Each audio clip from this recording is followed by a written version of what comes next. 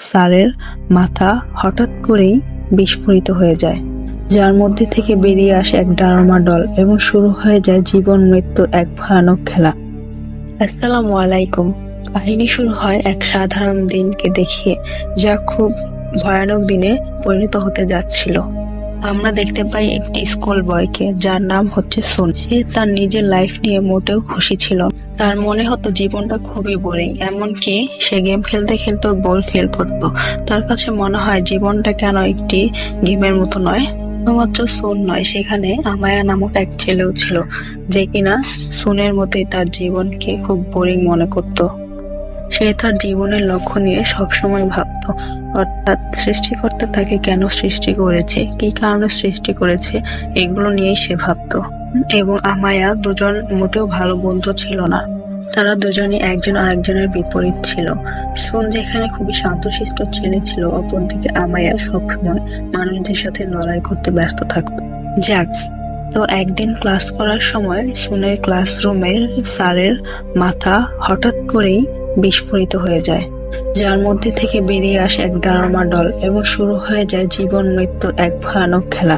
আপনারা এই গেমটি আগে খেলেছেন কিনা জানি না, তবে এই গেমটি হলো সেই গেম যেখানে মানুষ পিছনে ঘুরিয়ে থাকতো। একটি মানুষ পিছনে ঘুরে 1 থেকে 10 পর্যন্ত বা অন্য কোনো কিছু কাউন্ট করতো এবং পিছনের মানুষগুলো আস্তে আস্তে করে সামনে আগাতো, এবং ওই লোকটি যখন পিছনে তাকাতো তখন সে দেখতে পেত কে নড়ছে আর কে নড়ছে না। এভাবেই যারা নড়ে তারা মারা যায় এবং বাকিরা বেঁচে থাকে। আর এভাবেই গেমটি কন্টিনিউ চলতে থাকে। ডামাডোলের গেমটিও ঠিক এমনই। ডামাডোল যখন পিছন দিকে ঘুরে তাকায় এবং কাউকে যদি তখন নড়তে দেখে বা কথা বলতে দেখে, ঠিক তখনই তাদের রক্তের সেল ফেটে তাদের মাথা বিস্ফোরিত হয় এবং তারা সবাই মারা যায়। কিছু স্টুডেন্ট তো সেখান থেকে পালানোর চেষ্টা করছিল, তবে ক্লাসরুমের দরজাটি এমন ভাবে লক হয়ে গিয়েছিল যে তারা পালাতে পারছিল না বা বের হতেও পারছিল না। আর এই গেমটির ফলে তারা একে একে সবাই মারা যাচ্ছিল। তারা সকলেই ভয়ে চিল্লাচ্ছিল, আবার কেউ বা পালানোর চেষ্টা করছিল। আর আমরা সেখানে সুনের বেস্ট ফ্রেন্ডকেও দেখতে পাই, যে কিনা সবাইকে বোঝায় কিভাবে এই গেমটি খেলতে হবে। সে আরো লক্ষ্য করে এই ডামাডোলটির পেছনে একটি বোতাম রয়েছে, যেটি হয়তো প্রেস করলে এই গেমটি শেষ হয়ে যাবে। এই কথা শোনার পরে ক্লাসরুমের একটি ছেলে দৌড়ে যায় সেই ডামাডোলের বাটনটি ক্লিক করার জন্য, কিন্তু তখনই ডামাডোলটি পেছন ফিরে তাকায় এবং সেই ছেলেটির মাথা ফাটিয়ে দেয়। এটা দেখে তাদের মনে হতে থাকে তাদের হাতে অনেক সময় আছে এবং তারা ধীরে সুস্থে এই গেমটি শেষ করতে পারবে। কিন্তু হঠাৎই সুনের লক্ষ্য হয় যে এই ডামাডোলের পিছনে একটি টাইমার সেট করা আছে। হয়তোবা এই টাইমারের আগেই যদি গেমটি শেষ করা না হয় তাহলে তারা সবাই মারা যাবে। আর মাত্র কয়েক সেকেন্ড বাকি ছিল, এরই মধ্যে সকলেই মারা যায়। শুধুমাত্র সুন ও তার বেস্ট ফ্রেন্ড বেঁচে ছিল, কারণ সুন ও তার বেস্ট ফ্রেন্ড তাদের জায়গা থেকে এক বিন্দুও নড়েনি। তারা খুব ভালোভাবে খেলছিল, তবে তাদের হাতে সময় খুব কম ছিল। সময় শেষ হতে দেখে সুন খুব ঘাবড়ে যায়, তবে তার বেস্ট ফ্রেন্ড একটি বুদ্ধি বের করে।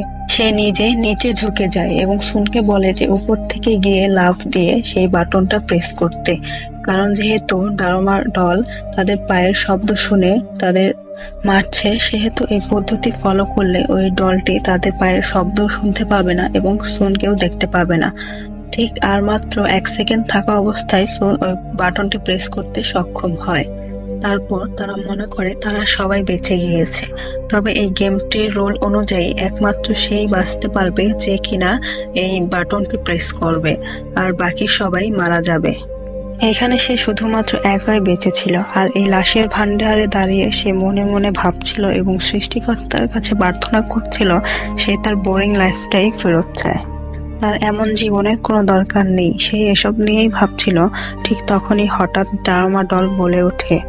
ডামাডোলটি বলতে থাকে একটি বিড়াল আসছে এবং সে নিজে হলো একটি ইঁদুর। সুন এটা বুঝতেই যাচ্ছিল, ঠিক তখনই সেখানে চলে আসে ইচিকা। আর এখন আমরা যদি ইচিকার পরিচয় দিতে যাই তাহলে আমাদেরকে বলতে হবে ইচিকা হলো সুনের এক প্রকার ফার্স্ট লাভ। ইচিকা তার প্রতিবেশী এবং তার সহপাঠী, তবে তাদের বিভাগ ভিন্ন ছিল। এই বিভাগে যেমন সুন বিজয়ী ছিল, ঠিক তাদের বিভাগেও ইচিকা বিজয়ী ছিল।